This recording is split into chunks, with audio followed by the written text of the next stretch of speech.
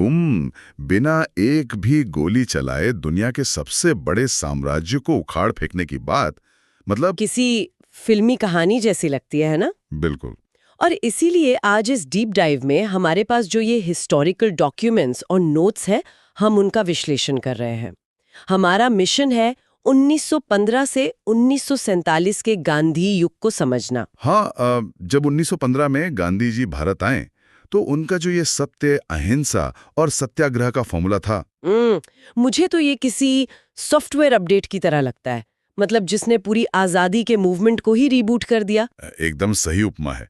देखिए, पहले विरोध का मतलब सिर्फ सरकार से कुछ रियायतें मांगना था, लेकिन इस अपडेट ने सिखाया कि अगर जनता रूपी गियर्स सहयोग करना ही बंद कर दें तो मशीन खुद ब खुद रुक जाएगी। तो मतलब ये जो चंपारण, खेड़ा और अहमदाबाद में 1917 और 18 के दौरान जो हुआ। हाँ, नील की खेती, लगान माफी और वेतन के मुद्दे। राइट। तो क्या वो एक तरह की बीटा टेस्टिंग थी? मतलब बिना इन छोटे प्रयोगों के क्या हम विदेशी कपड़ों का बहिष्कार या नौकरियां छोड़ने जैसे बड़े असहयोग आंदोलन के लिए तैयार हो पाते? अब बीटा टेस्टिंग कह सकते हैं, पर यह बहुत चुनौतीपूर्ण था। गांधी जी इन छोटे संघर्षों से जनता का भरोसा जीत रहे थे। और फिर 1919 में रॉलेट एक्ट और जलियांवाला बाग हत्याकांड के बाद जो गुस्सा था, बाप रे, वो तो बहुत भयानक था। हाँ, तो उस बेतरतीब गुस्से को एक रणनीतिक दिशा देने के लिए ही 1920 में खिलाफत और असहयोग आंदोलन को साथ लाया गया, ताकि एक ऐसा मोर्चा बने जिसे अंग्रेज बांट ना सकें। पर यही मैं हमेशा कंफ्यूज हो जाती हूँ। 1922 में चौरी चौरा की हिंसा के बाद उन्होंने अचानक पूरा असहयोग आंदोलन ही वापस क्यों ले लिया? मतलब क्या वो एक बहुत बड़ी गलती नहीं थी? कई बड़े नेताओं को भी ऐसा ही लगा था। लेकिन अगर हम रणनीतिक तौर पर देखें तो अगर आंदोलन हिंसक हो जाता तो अंग्रेजों को उसे मिलिट्री से कुचलने का एक कानूनी बहाना मिल जाता। ओ, मतलब अहिंसा असल में अंग्रेजों को निहत्था करने की एक ढाल थी। बिल्कुल।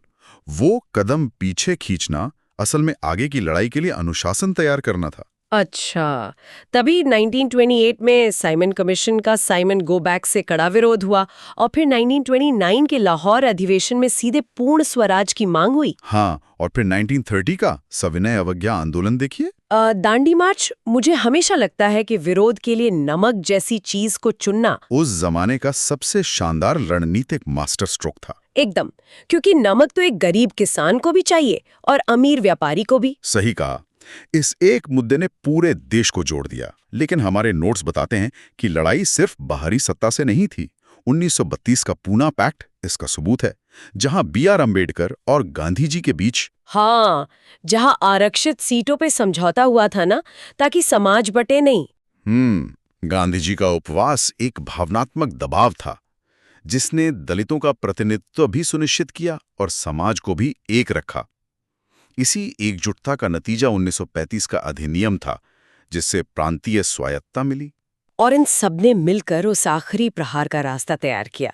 मेरा मतलब है 1942 का भारत छोड़ो आंदोलन और वो करो या मरो का नारा, जिसने ब्रिटिश ढांचे को इतना पंगु बना दिया कि दूसरे विश्व युद्ध के बाद उन्हें समझ आ गया कि अब भारत को कंट्रोल करना आर्थिक और सैन्य रूप से नामुमकिन है।